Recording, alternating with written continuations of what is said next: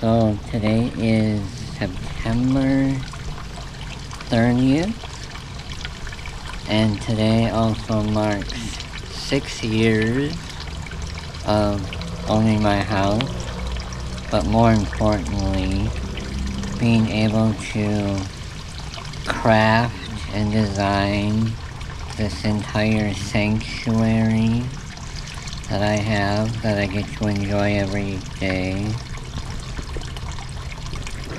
Wanted to show you the new water lily popped up today. That's exciting.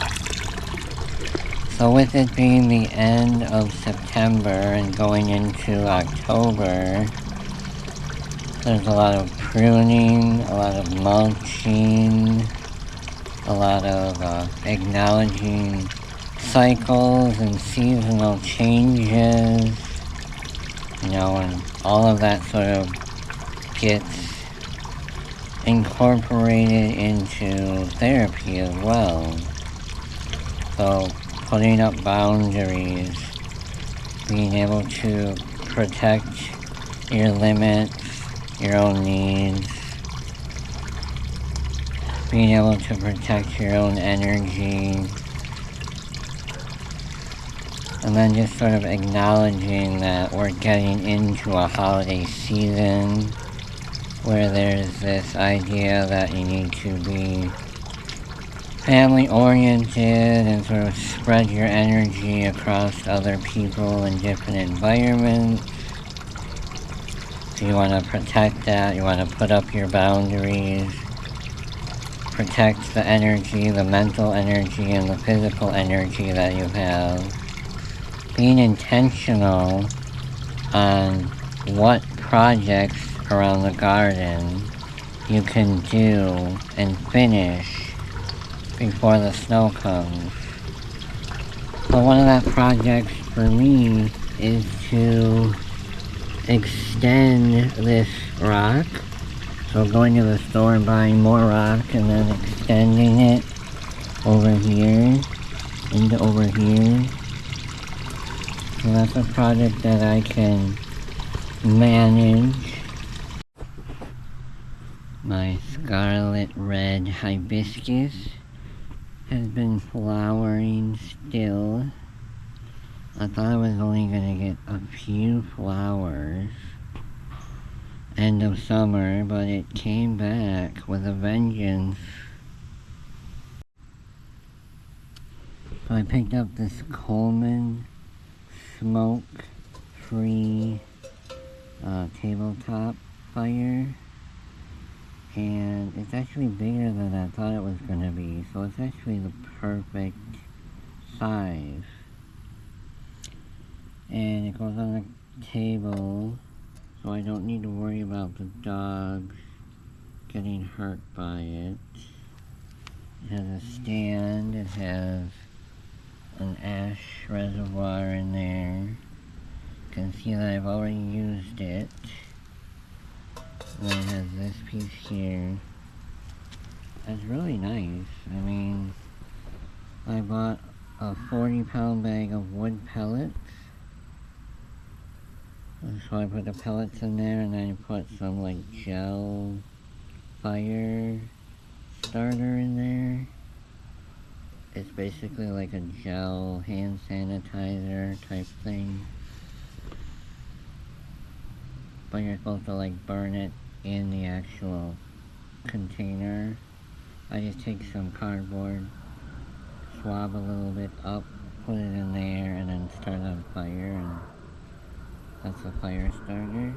And then the flames, once it starts going, is like a foot tall. It's nice, actually. It's mesmerizing to see the secondary burn from the holes up here. And I can sit here on my patio and enjoy and look out on my yard without a floodlight in my face. So when we talk about fall and transitions and getting things ready, a lot of people would look at stuff like this and just cut it down to the ground. But you have to remember that you're waiting for all that energy to go back into the roots. So it's gonna look brown and terrible for a little while. But you need to let the energy go back into the roots so that it can be strong enough for the winter time. With starting to think about preparing for next year, I was talking with my mother about what she wants for next year. So she wants less of the mahogany splendor hibiscus, and she wants more canna. So I was talking to her about having some of this canna, some of this variegated striped canna with the orange flowers. Because right now all she has is the regular green canna with red flowers, and then she has this Musifolia with also red flowers. So I was going to give her that variegated stuff and then give her some of this confetti, which is still a green, but it has a nice flower to it, and it's more of a medium size. The Musifolia gets so big. And I was thinking maybe she would like some of this Pretoria. I think this one has an orange flower as well.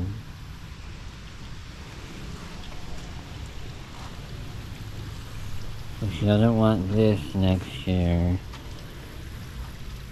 I'm still gonna grow it regardless. And then she wants a lot of the Rudbeckia. I'm actually gonna go to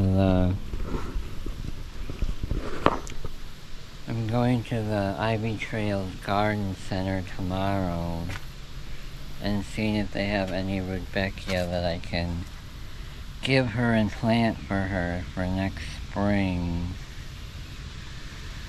Cause she wants some Rudbeckia in her shaded area where we used to have a butterfly garden. And there were black-eyed Susans in there. And we took all that stuff out and now it's just like a straight line of hosta. So she wants to take out some of the hosta and put a bunch of Rudbeckia. I sprayed my lawn on Saturday with T-Zone. It has dicambia in it, which helps kill the ground ivy or the creeping Charlie. And I did it on Saturday because we were gone all day, so it had time to soak in and dry. It takes a few days to really see a difference, but you can start to see that it's affecting the creeping Charlie. So it is actually working. The struggle is keeping the dog from eating stuff in the lawn. You can see here, more death. Because it was coming back. So it's really like a maintenance thing, having to do it twice a year, spring and fall. Because it's a perennial weed. So you can see all the creeping Charlie in the grass. That should all turn brown and die, and then the grass will come back in.